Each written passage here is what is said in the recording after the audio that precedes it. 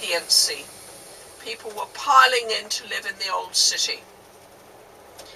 And I'm afraid this was pretty catastrophic. Bless you, Gesundheit. So the reason it was catastrophic is that the buildings were close together and fires broke out very often. And in 1666, the area was devastated with a shocking fire that destroyed more than 95% of what was then London. The people fled, and they went outside of the old city to the small villages surrounding, and those small villages then became part of what is today London. The law was introduced after the Great Fire. They would never again build out of wood, only out of stone or brick. That law still exists. It's very difficult to get a license here to build anywhere out of wood. And the other thing that happened with that was the introduction of insurance.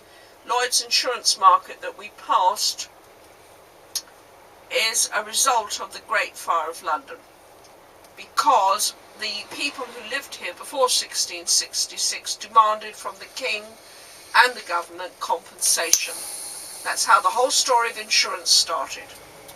Look to your right hand side, the fabulous building with the columns here was the old stock exchange, there on your right.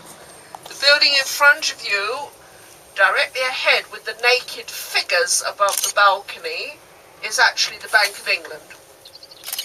And you see the lower part of the building has got a wall with columns, and that wall has no windows. If you look over to your right, you can see what I mean. Now, the Bank of England has a superb museum inside, tracing the whole history and story of money. It's mostly done by computers. It's absolutely fabulous. It stands on 4 streets. It's directly opposite there. And because it's such a gorgeous building, it's known as the Bank of England, the Lady of Threadneedle Street. And if you look directly ahead, you see a statue of a gentleman on horseback, and that is of the Duke of Wellington, who was the head of the army during the Napoleonic Wars. Now, London has a mayor for the whole of London, who is a politician and who gets a budget and a salary. And this is unusual for us. It's a new position the last 10 years or so. But the City of London, where we are now, has always had, for over 700 years, a Lord Mayor. He lives here on your left, where the flowers are. If you go straight down that way, I think it's going to be here on the left. Yes, you're just passing it, the Mansion House.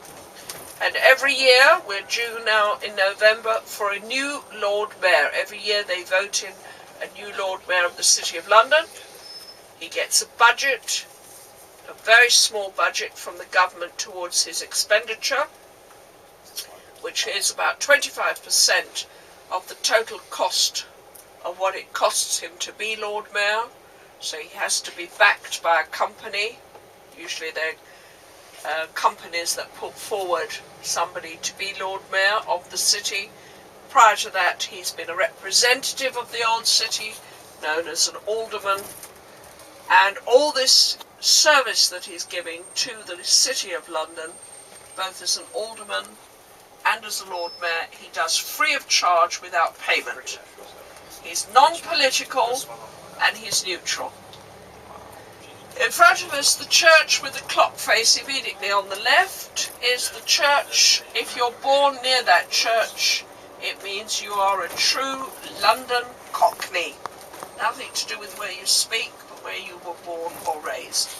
Well, everybody seems to be rushing around here, and you notice you can easily detect who works here. The men are wearing suits and ties, and the girls are wearing suits. Those wearing trainers or visitors. It's very easy to work out who's who. Very, very easy. There's St Paul's Cathedral on our left-hand side, the cathedral of the city. See if you can get it, Tasha. Yeah. You may want to zoom in. I think so. I think it might be easier now.